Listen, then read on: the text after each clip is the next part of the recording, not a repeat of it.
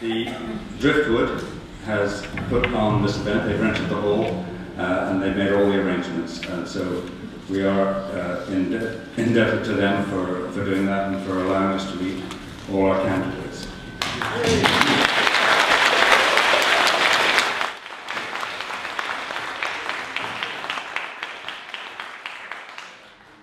We're also extremely indebted to the candidates for coming over here, those that don't live here, to spend the afternoon with us.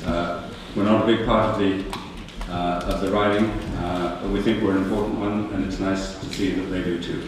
We really appreciate it. There's at least three stages to this debate. The first stage is when each candidate gets a chance to make an opening statement of 3 minutes. We have a young lady, Chloe Schuberg, in the front row, who is holding a big clock, and she's pointing it towards the stage so that people can see how long they've got. We're going to have to be quite strict about the timing, not just with the candidates, but with you when it comes to your asking questions, because there's a lot of people here and we've only got 2.5 hours to do everything. So the first stage is we'll ask each candidate to make a statement. They have 3 minutes to do it, and when they've all finished, they will get 1 more minute to respond to what they have heard from the other candidates. At that point, we will open it up to questions from the floor, and I'll go into more detail about that when it happens. But for now, we've drawn for speaking order, and the first person to make his 3-minute statement is Andrew Lewis. Andrew Lewis is the candidate for the Green Party. He's 46 years old. He's lived on Salt Springs since '92. Married to Susan and has 2 children at the middle school. He runs his own landscaping and contracting business. He has most recently been involved in our community, helping on affordable housing issues and starting a broad community discussion on sustainability and the natural step. Andrew has run 3 times for the Greens and retains the record for the most number of votes for both provincial and federal Green parties. I'd like you to welcome Andrew Lewis. Thank you very much.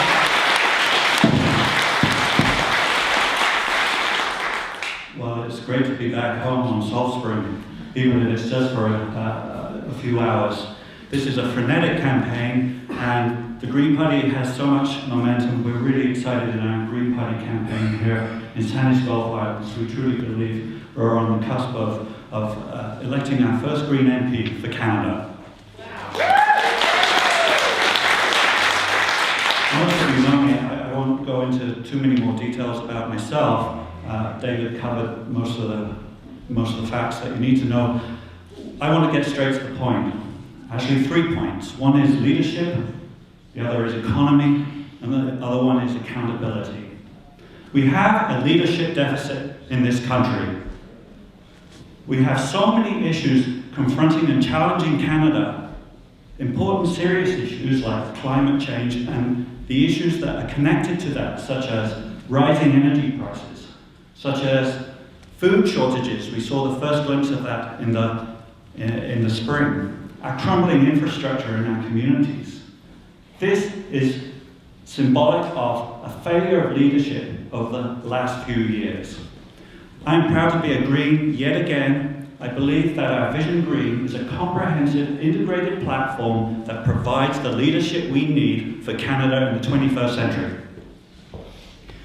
On the economy, we're on the brink of a recession. From June to September of this year, the Conservatives spent $8.8 billion in pre-election spending on the edge of a recession. We have hollowing out of a manufacturing sector in this country. And as I said before, we have crumbling infrastructure in our communities. Our economy is susceptible to what's happening down south. We have deep integration policies that connects us to the US in ways that could be very damaging for this country. We need to invest in our communities. We need to start investing in education. We need to start investing in Canada again. And finally, on accountability, the Reform Party had a policy that was very clear, that your MP is responsible to your constituents, not to the party whip. Mr. Lunn is now responsible to the party whip.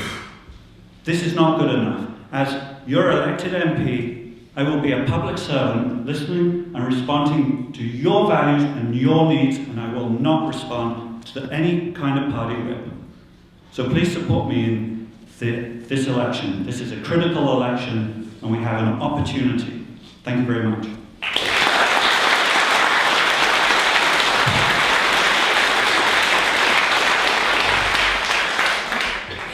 Thank you, Andrew, and thank you in particular for completing it in less than 3 minutes. I really appreciate that. I should mention to the others, I think you can see the clock going now. Would you like me to tell you when you've got 30 seconds left, or should I just shut up until it's over? I'll shut up until it's over. 30 seconds? Okay. All right. Second up is Bryony Penn. Bryony, I think you all know very well as a local environmental activist and somebody who's been very involved in community on Salisbury for a long time. There's a number of things that I don't know about her, and so I can't tell you because she hasn't actually given me a piece of paper. So she'll have to count on her, rely on her 3 minutes to tell you. Right?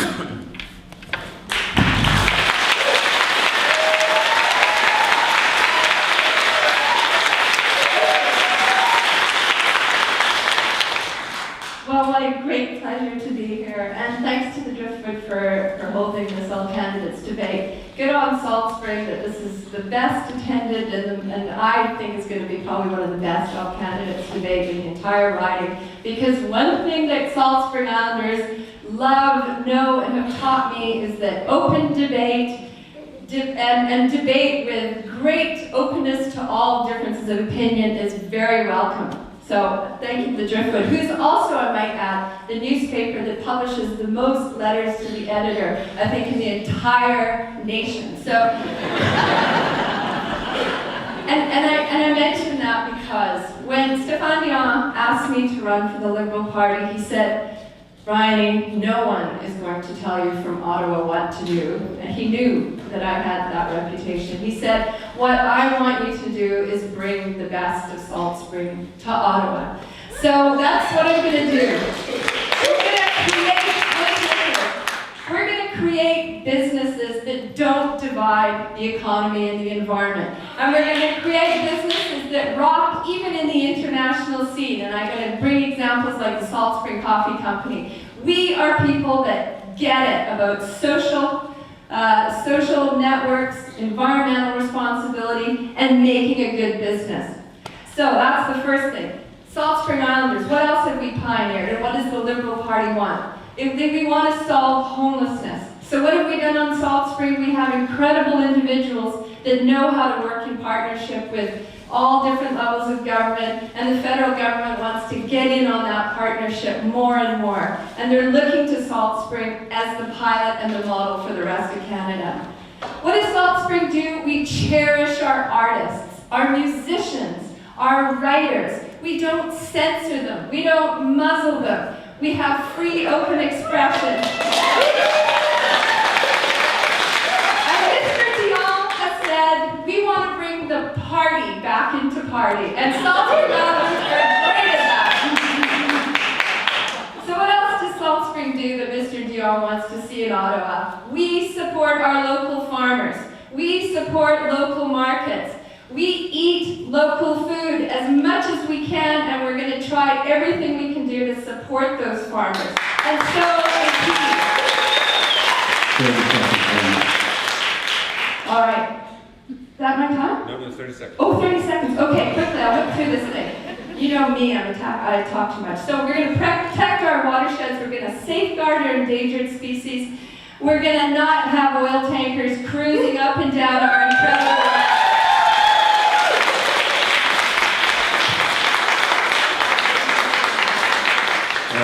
Thank you. Our next speaker.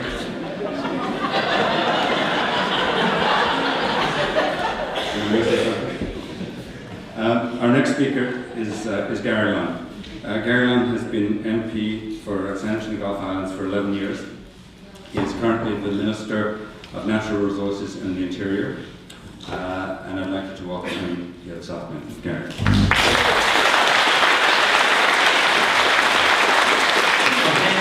Thank you, David. I'd also like to thank the Directorate for having this volcanics meeting. I think it's very, very important. This is an incredibly important election, as all of you know. And I believe, ultimately, it's going to boil down to on October the 14th, when you mark your X, it's going to come down to leadership. And that leadership is going to be incredibly important. Who's led best to lead this country with uncertain economic times? And you have two very stark, different choices. The choice of the Prime Minister, who has delivered on everything he said he's going to do. He's delivered $200 billion in tax relief to Canadians right across the country. He's cut the GST from 7% to 5%. We put more money back in the pockets of seniors. He's just announced that he'll raise the exemption from $12,000 for seniors, what they can earn when he took office, will be over $17,000 is what we've committed to. These are real promises that he has delivered on in the past. Obviously, the environment is also going to be equally important. We have delivered on the environment. We're investing heavily in renewable energy. We've put more clean energy on the grid than any other previous government. We are investing in technology, which is helping us clean up our conventional energy. And we're investing heavily in energy efficiency. You contrast that with the other choice for government, that of Mr. Dion and all of his candidates, who are running on a massive carbon tax. A carbon tax that's fundamentally designed to make energy less affordable. We don't agree you should just allow a tax to allow people to pay for their pollution. We're actually taking concrete results to actually reduce greenhouse emissions, to take those emissions out of the atmosphere. And we're very proud of our record. Our record on cleaning up the environment. We've announced that we're expanding the Hanley National Park by 5 to 6 times. I announced just recently that we're doubling the Gulf Islands National Park Acquisition Fund. These are real results that we've been able to deliver. We've created the largest freshwater marine protected area in the world in Lake Superior. You contrast that with Mr. Dion did or didn't do when he was the Minister of Environment. After 13 years, they signed international agreements, they signed on to targets, and they didn't deliver. They didn't get the job done. When we took office, greenhouse gases were up 35%. 30 seconds, man. 35%. That's not a record to be proud of. Mr. Dion, he was part of that government for 13 years. And you all know, I remember a couple of these old candidates meetings, what you had to say about the Liberal Party of Canada and Mr. Dion when he was there. So I'm asking for your support so we can continue the work we're doing, continue a steady hand to continue to ensure our economy remains strong and that we continue to make progress in the environment. I look forward to your questions. Thank you.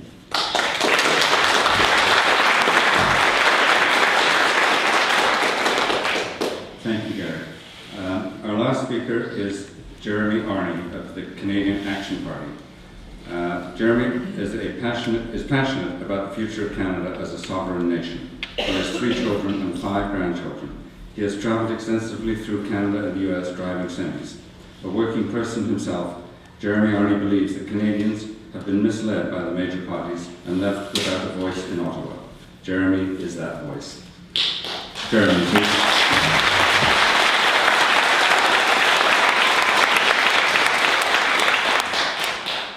Thank you very much for the welcome. It's great to be back in Salt Spring. I think this is my 3rd trip since the election was called. Haven't been here that often for humans, who cares? All right, okay, actually. So, what's this about the sovereignty and security of our country that I'm concerned about? There is an elephant in our room, ladies and gentlemen. It's called the SPP, otherwise known as the Security and Prosperity Partnership, which is a total amalgamation of Mexico, United States, and Canada into one group called the North American Union. And for those of you who doubt this is actually happening, you think I'm an extremist, I'm out to lunch, our $137 million in the last federal budget was allotted for that very purpose. This is not a mystical, mythical elephant in the room. It's real, it's with us. It's due to happen in 2009, leading into NAU in 2010. I have 3 children, 5 grandchildren. I want them to be Canadian. I do not want them to be subservient, maybe, to Washington, D.C. I want them to be proud, strong, free Canadians with free speech, free rights, and a government that responds to them. Economy? What do we not know about the economy? Let me just say this. For the last 100 years, maybe, we've been, in essence, a two-party system. And those two parties have been going backwards and forwards like yo-yos. And is anybody really happy with what the ordinary person has? Well, sure, there's some who are very wealthy. Some have everything they want. But what about people like me, like you, who work for a living? Are you able to sit back and relax at night and say, my future is secure? My job is secure? If you are, then go along with these two parties here on my right, who have in essence taken this country right down the you-know-what. 1974, what was our deficit? Our federal deficit, 88 million. What is it now? 600 plus million. Is that what you want to leave for your children and grandchildren? And the last point I want to make, Andrew's touched on it already. Who is going to be your voice to the House of Parliament in Ottawa? Is it going to be somebody who's going to obey, again, a party whip? Or is it going to be somebody who's going to go back there and say, you know what, party whip? And let's face it, my party isn't big enough to have a party whip, but that's all right. Somebody who will say, never mind. My people on Salt Spring Island, my people in Victoria, my people in the Saanich do not want this. Therefore, my vote is no. On the other hand, it may be something that they're trying to stop that you want. Let's be positive about this. There are things that you want that someone doesn't want to get into. Who is going to be the one to say, I demand from my people back in BC, in Salt Spring Island, in Saanich and the Gulf Islands, this is what we have to have. Thank you, Jeremy. Thank you.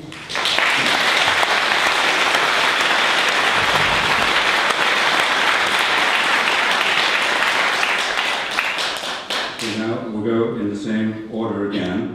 Each candidate gets a minute to respond to what they've heard or make a different statement. Andrew.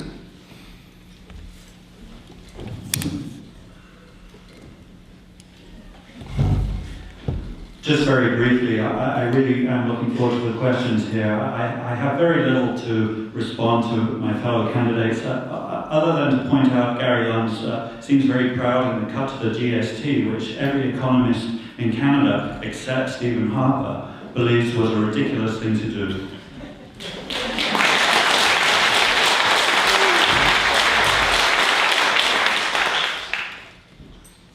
Mr. Lund seems to think that the carbon tax is a risky economic thing. I'd like to point out to him that Sweden, when they introduced it in 1991, has now grown their economy by 44% and is the leading economic performer in the world.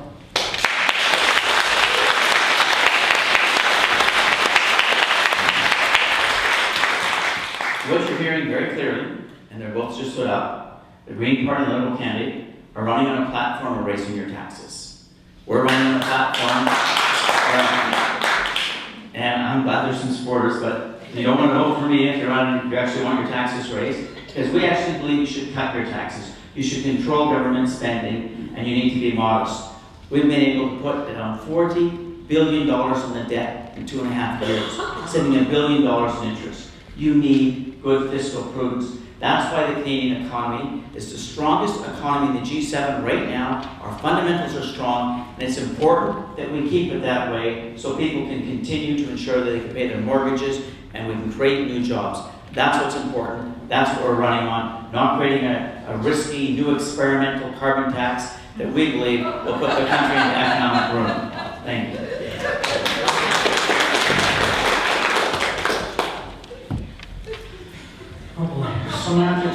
Semantics. What's the real problem? Ladies and gentlemen, the elephant is still in the room. Mr. Harper, Mr. Dion, Mr. Layton are not talking about this SPP and North American Union. I urge you to really look at this. Look at it. See where it's taking us. Economy, environment. This is available outside. 16 lakes in Canada. that are due to be turned into tailing ponds, and on the other side you'll see the mines that are involved in that. Freshwater lakes, fish, people living around them, depending upon them for their livelihood, being turned into toxic ponds. Is this where we really want to go? I don't think so.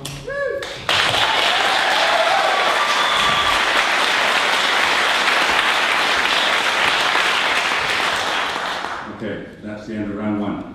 Now, we'll move into audience participation in just a moment, but you may have noticed in the Driftwood on Wednesday that they did invite questions to be emailed in, and a few people have done that. So I'm going to ask give each candidate 30 seconds to respond to this one question, starting with Brian, working straight down the table in this case.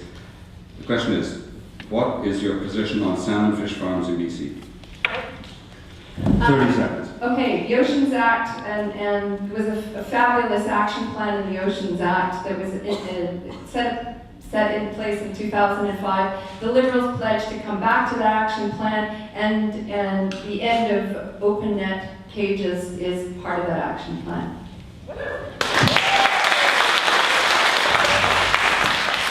This is an area that has cross jurisdiction between the province and the feds.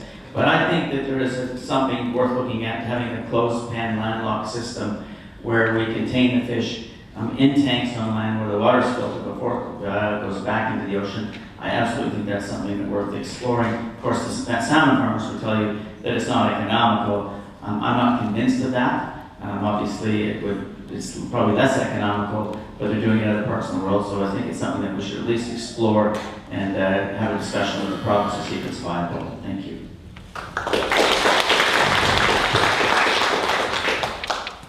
How much difference is there between a fish that lives in a fish farm and a chicken that lives in a battery place where it has to produce eggs? No freedom. They have no protection against any kind of disease outside. They get outside, they take their diseases with them, they give diseases to all the fresh fish. They're completely susceptible to the ocean and anything that happens in it. No, let's get rid of them until we can be absolutely sure that nature herself says it's a good idea.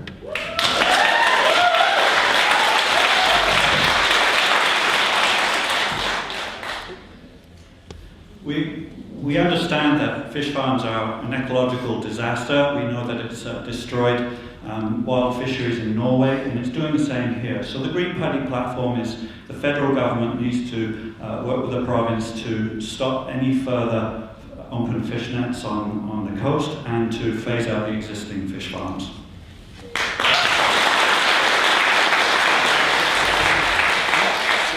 So we now come to the closing statements by the candidates. I'm going to go in reverse order from the opening statements. So I'll ask Jeremy to go first. 2 minutes. All right. You've heard a lot of things this afternoon. You've heard me being sort of fairly trivial and sarcastic about some of the things. And I think this is one of the big problems with politics today. It's a dry, dusty, unfortunately mundane subject. And I think the reason for that is that we as people generally are not involved in it. The Canadian Action Party would like everybody to be involved and have their say in how our country runs. That is absolutely critical. If you have a say in how your country runs, then you become more interested. You come up with the ideas of what the people want. You, the people of Salt Spring, know what's best for you. We don't, well, maybe two of them do, but I don't. You do. And Gary runs in the same place that I am, although he's been around a lot longer. He's not local. You know what's best for you. You're the ones to tell me, if you send me back to Ottawa, what you want. Now, there has been a certain amount of talk going around about vote splitting. Okay, I'm going to address that very quickly, very simply. Right here, you have two parties that have been around forever. And they've really made a mess of things between them. And if you're happy to get further and further into that morass and a mess, then vote for it. If, on the other hand, you want what Obama euphemistically calls change, split your vote between the two of us.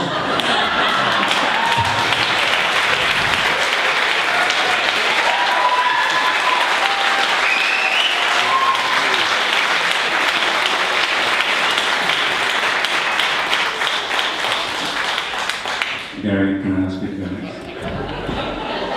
Well, first I want to thank you all for coming and asking questions. I think this is an important part of democracy, making sure that we have all candidates meetings in all the islands and throughout the communities, and that we answer your questions. What you've got from me tonight are absolute, truthful, straight answers. Some of them you may not like them, but you're getting the straight to us. You have a decision to make on October the 14th, and two very, very divergent views of where this country should go.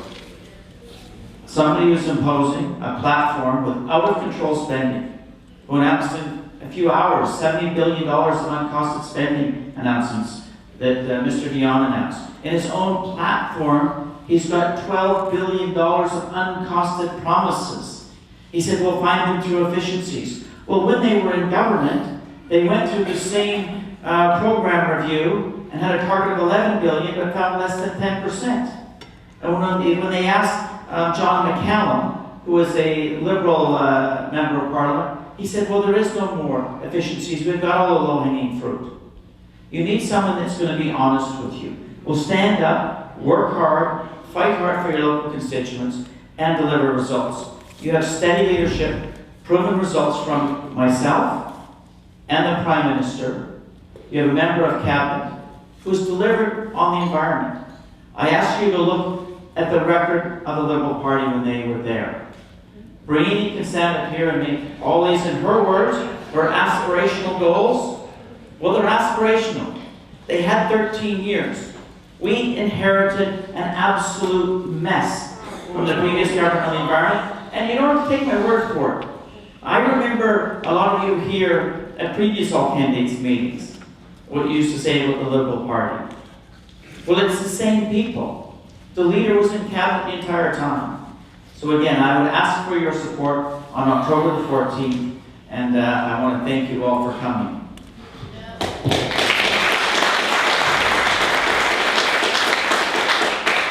I'll just remind everybody one more time that Mr. Kretschmer and Mr. Martin delivered a healthy, healthy surplus to the people of Canada, and it's been squandered in 2 years.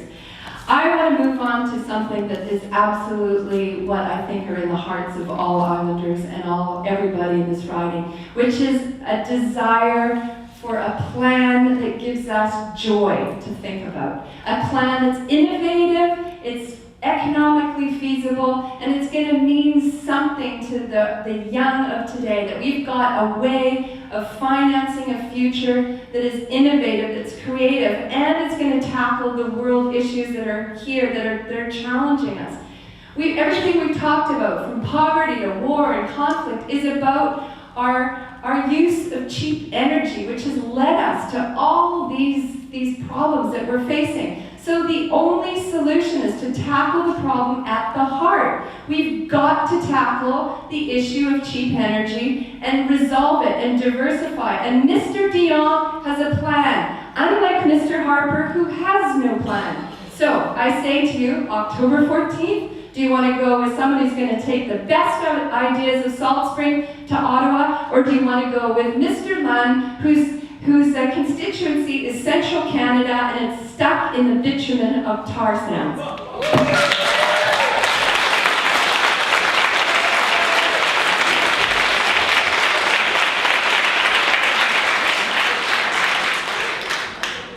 Well, thank you again for coming out and staying to the end of our all candidates meeting on Salt Spring. My little card says, "Be the change you want to see in the world." And my campaign signs say, "Change the climate in Ottawa." And I have to say, knocking on the doors in the last few weeks, people do want change. An extraordinary thing has happened in the last few months. In the last election, it felt really dark. We were really, as a Green, felt really grasping to get our issues out there.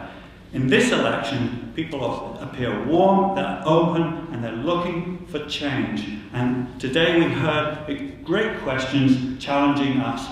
All the questions are essentially Green. They're about how do we create a viable and sustainable economy, a viable and sustainable healthcare system, and be respectful to our natural environment and protect our social services. They're all Green, they're about sustainability, they're about quality of life. Before I go much further though, there's one thing we haven't mentioned today, and that is the NDP don't have a candidate in this riding. And that's too bad, because no matter what you think of the person, he actually was able to offer some strong points, especially on electoral reform. There are people in this riding now who might have been inclined to vote NDP and now have no home. And that's too bad. But what it does do is those people who are inclined to vote NDP, please don't stay at home, because you actually have extraordinary power now in this election. NDP votes can affect the outcome of this election. And I hope that you'll take a close look at our platform. Please come and talk to me, because I think in this election we can elect a Green MP now, and we can bring some real change to Ottawa.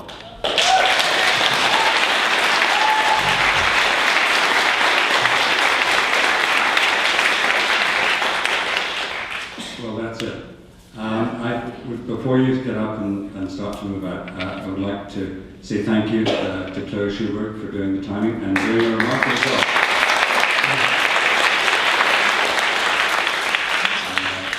You've done a great job in keeping everybody on track. I really appreciate it. I'd like to thank the Driftwood who put this thing on and allowed us the opportunity to hear our candidates.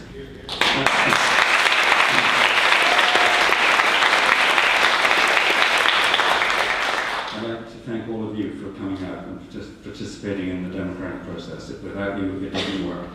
But most of all, I'd like to thank these 4 people on my left who have put themselves up, come here, answer your questions, and it's not just here, you know that. You know there's 4 or 6 weeks of interminable answering questions and being nice to everybody. Why they want to do it, I have no idea. But we owe them a real thank you for coming.